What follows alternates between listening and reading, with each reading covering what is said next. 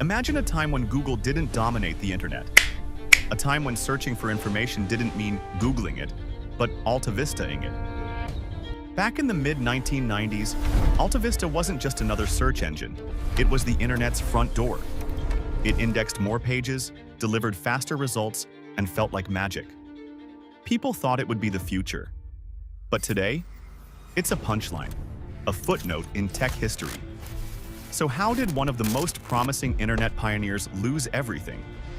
This is the story of AltaVista, how it rose to dominance, what made it special, and how a tiny startup called Google came out of nowhere and crushed it. Let's rewind the clock, back to the dawn of the web. In 1995, the internet was still something exotic. Most people didn't use it. Those who did had to deal with clunky dial-up connections, primitive websites, and limited ways of finding anything useful. Back then, finding a specific website was like looking for a needle in a digital haystack. There were directories like Yahoo, which were manually curated. But as the web exploded, these systems couldn't keep up.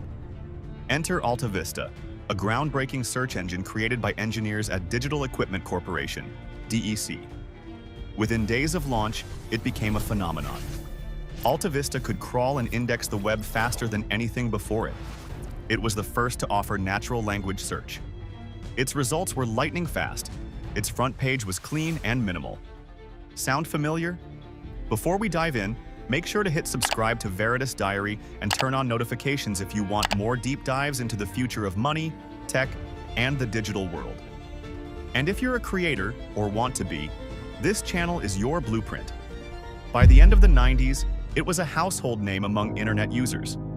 In fact, in 1997, AltaVista was one of the top 10 most visited sites on the entire web.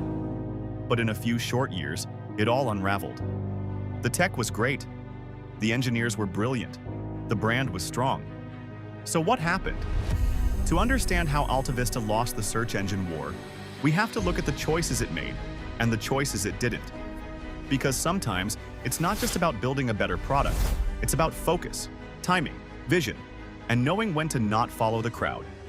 AltaVista wasn't born in a garage, it was born inside one of the world's largest tech companies at the time, Digital Equipment Corporation, or DEC. In 1995, December was already fading from its glory days, but it still had sharp minds and powerful machines. One of those sharp minds was Louis Monnier, a French computer scientist who had a wild idea. Build a search engine that could index the entire web, something no one had done before. He partnered with Michael Burrows, and they used DEC's powerful alpha servers to crawl and index millions of web pages.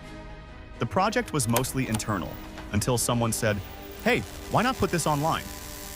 So, on December 15, 1995, AltaVista launched. No marketing campaign, just a simple website with a search bar. Within a day, 300,000 people visited the site. By the end of its first year, AltaVista was handling 80 million queries per day. That's 1996, when the entire internet user base was tiny compared to today. AltaVista wasn't just fast, it was insanely fast. It could return results in a fraction of a second, while competitors took much longer.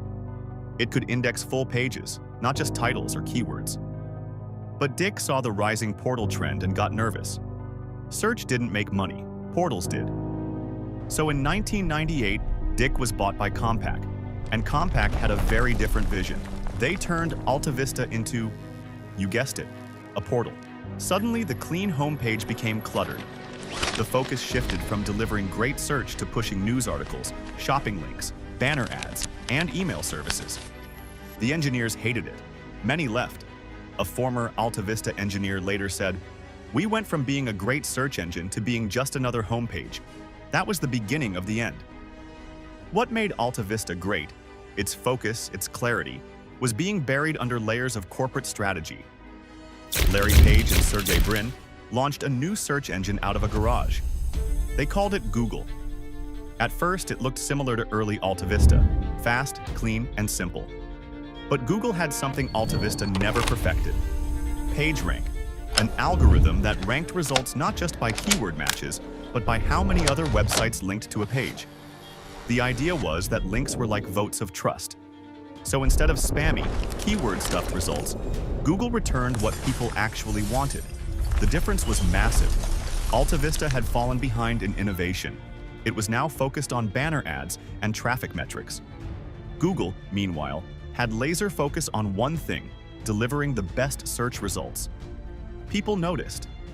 By 2000, Google was powering search results for Yahoo, while AltaVista continued to decline. In 1999, in a last-ditch effort, Compaq spun off AltaVista into its own company. The goal? Take it public. They even brought in new management and pushed toward IPO. But things got messy. AltaVista started adding features no one asked for: multimedia search, shopping portals, even a free email service. It was trying to be everything except the thing it was best at: search. Meanwhile, behind the scenes, Google was gaining ground. It didn't need flash or noise. It had focus. By 2001, the dot-com bubble burst. AltaVista canceled its IPO. Compaq ended up selling it to Overture, a company focused on paid search ads. A year later, Yahoo bought Overture, and with it, AltaVista. But by then, the war was over. Google had won. AltaVista's failure wasn't technical. Google's AdWords system changed everything. By tying ads to search intent, Google created a business model that AltaVista never dreamed of. The story of AltaVista is a cautionary tale from the early internet. It's a reminder that in tech and in business, first-mover advantage doesn't guarantee success. You can have the best product, the smartest people, and a head start. But if you lose focus, if you chase fads, if you forget your users, someone else will come along and do it better. AltaVista was a pioneer. It paved the way for modern search. It showed what was possible. It broke technical barriers. But it couldn't stay the course. Google didn't just beat AltaVista with better algorithms. It beat them with relentless focus and a vision for the future. A vision that didn't follow the crowd, but redefined the game. Today, most people don't even remember AltaVista. And those who do, they remember it with a kind of nostalgic regret. A sense of what could have been. It's easy to forget how fast the tech world moves, and how brutal it can be. One day, you're the future. The next day, you're forgotten. But even though AltaVista lost the war, its legacy still matters. It helped shape the modern web. It inspired competitors. It forced others to think bigger. And in its own way, it helped create the very world that Google would come to rule. The search engine war may be over, but the lessons, they're still as relevant as ever. If this video sparked something in you, don't forget to like, subscribe, and share it with a fellow creator or curious mind. Here on Veritas Diary, we dive deep into the stories, strategies, and systems behind the new digital economy.